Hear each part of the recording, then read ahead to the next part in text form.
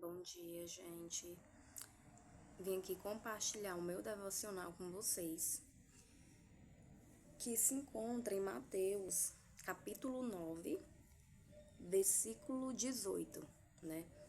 E Mateus é o livro da qual eu estou fazendo o meu devocional todos os dias, né? Então, todos os dias eu leio e reflito, escrevo, né?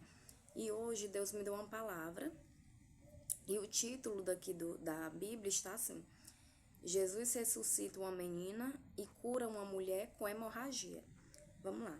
Enquanto Jesus lhes dizia essas coisas, chegou um dos líderes da sinagoga, prostrou-se diante de Jesus e disse: A minha filha acaba de morrer.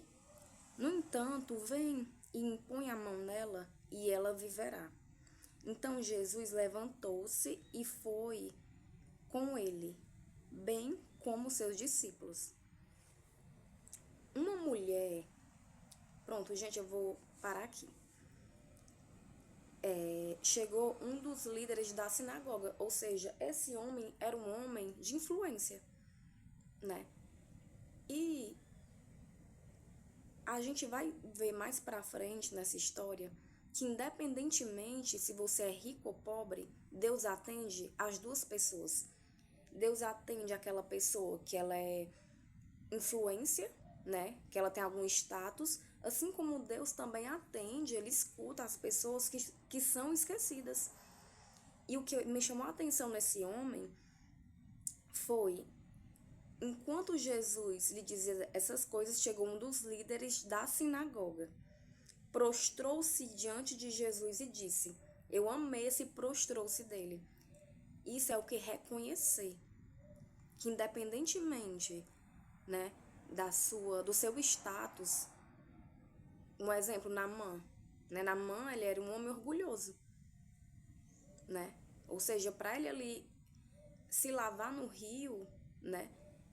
Ele teve que ele contestou, né? Ele indagou por quê, né? E esse homem não. Ele poderia, não, eu sou um cara importante. Eu não vou chegar em Jesus e me prostrar, né? Então, independentemente do que você tenha, pouco ou muito, o que vale é o quê? É a humildade, né? De se prostrar para Deus e saber que só Ele é soberano e tem coisas que só Deus pode fazer, né? O natural a gente faz, com toda certeza, mas aquilo que é sobrenatural, ou seja, aqui eu não consigo porque realmente eu sou limitada, aí nós entregamos isso para o Senhor, né? Vamos lá.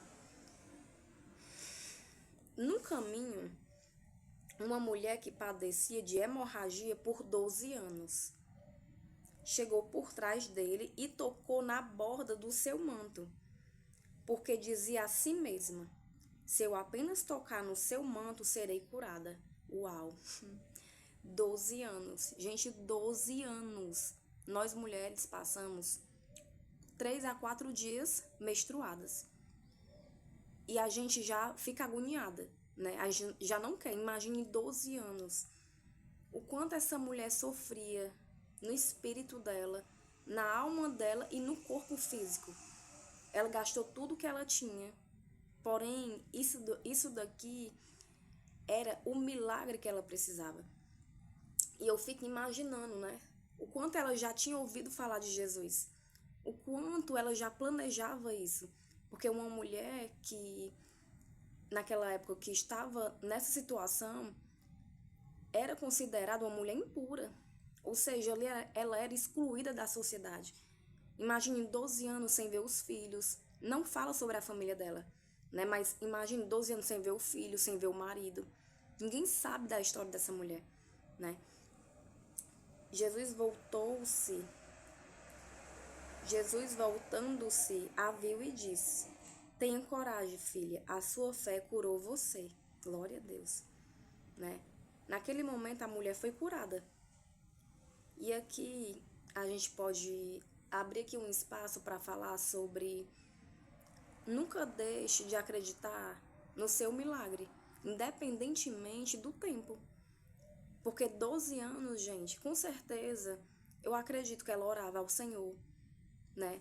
Que ela se perguntava o porquê daquela situação, né? E, e mesmo assim ela continuou na caminhada, né?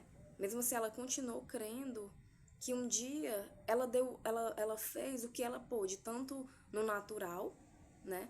Quanto depois no sobrenatural, ou seja, o sobrenatural dela foi a fé, que ela não desistiu, que ela persistiu, mesmo naquela situação de 12 anos. 12 anos não é 12 dias, né? 12 anos é mais de uma década, né? E aqui você vê também que ela era uma mulher simples, ou seja, ninguém via essa mulher, ninguém dava nada por ela, até porque ela era impura. Se você for assistir The Chosen, é muito legal, gente. Assista The Chosen, né? É uma série. The Chosen é Os Escolhidos, né? Gente, sinceramente, é palavra pura ali.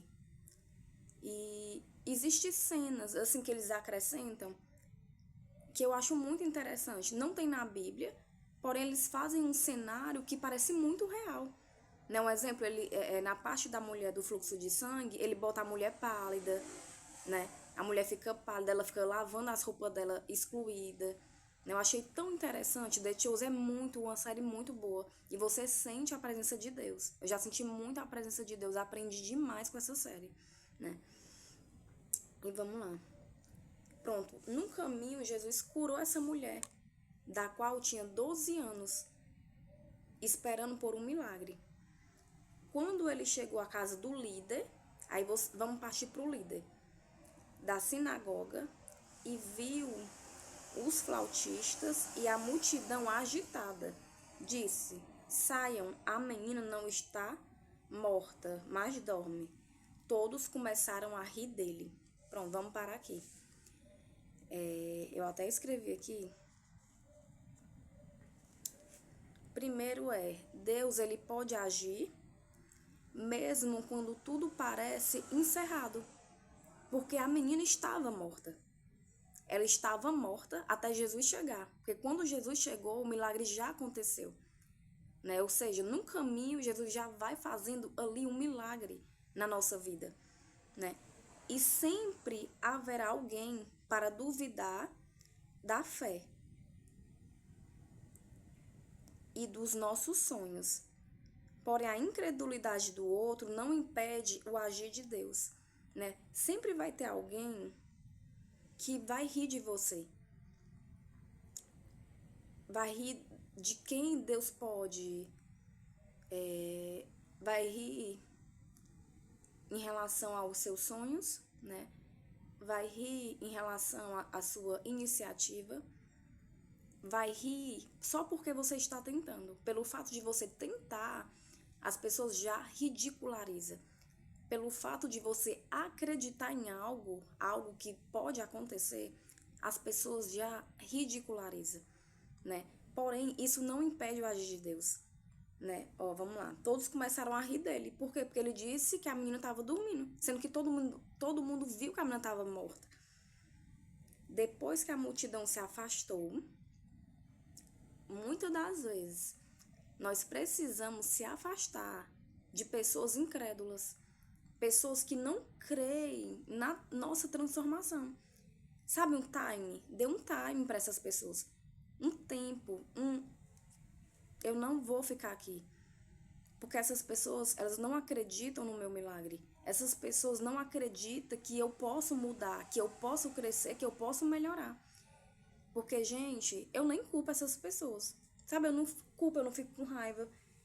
Porque é um ciclo, né? Se você tá num grupo, num ciclo, onde a pessoa só fala besteira, você vai falar besteira, né? Porém, quando você começa a conhecer outros horizontes, você fica diferente. Você tem uma mentalidade diferente, um jeito de pensar diferente, e você começa a se deslocar. Você começa a mudar a sua mente, a sua mentalidade. E quando você começa a mudar, vão rir de você, porque é natural, porque aquelas pessoas, elas estão acostumadas com aquele tipo de vida, né? Então, sair, se afastar, é uma das melhores opções para você viver a sua transformação. E isso faz, quando depois da transformação, que não é fácil, né? É igual a borboleta no casulo, ou seja, ela passa pela metamorfose, né? É um processo. Para ela ficar linda, colorida, daquele jeito, né? Ela precisa de um processo. Então é a mesma coisa de mim, de você, para viver um milagre, né? Uma transformação de dentro para fora. Vamos lá. Todos começaram a rir dele. Depois que a multidão se afastou, ele entrou e tomou a menina pela mão e ela se levantou. A notícia desse acontecimento espalhou-se por toda aquela região. Olha aí, gente. Ele entrou e tomou a menina pela mão e ela se levantou. E eu escrevi aqui que Jesus, ele dá vida ao que parece morto, né? A gente lembra até, eu gosto muito de lembrar da história de Lázaro, né? Que, um exemplo, por que Jesus, ele falou, Lázaro, saia para fora? Né? Porque se ele tivesse falado, saia para fora, todos os mortos, gente, iam se levantar. Porque a palavra de Jesus ali tinha poder. Mas ele falou que Lázaro, ou seja, apenas o Lázaro, que é o meu amigo, apenas o Lázaro, que é o meu amigo, saia para fora, né? E aqui nós podemos aplicar na nossa vida, que Deus dá vida àquilo que está morto em nós, que pode ser algo na nossa vida emocional, financeira, no casamento, relacionamentos, saúde. Ou seja, existe áreas da nossa vida onde o próprio Deus levanta, né? Ele ressuscita. Então é a mesma coisa dele, ele pega pela mão, levanta, menina, né? A mesma coisa, existe áreas na nossa vida que Deus, ele pode reerguer novamente. Pode ser saúde emocional, relacionamentos, propósito de vida. Isso é muito importante, você ter um propósito de vida. E uma fé enfraquecida.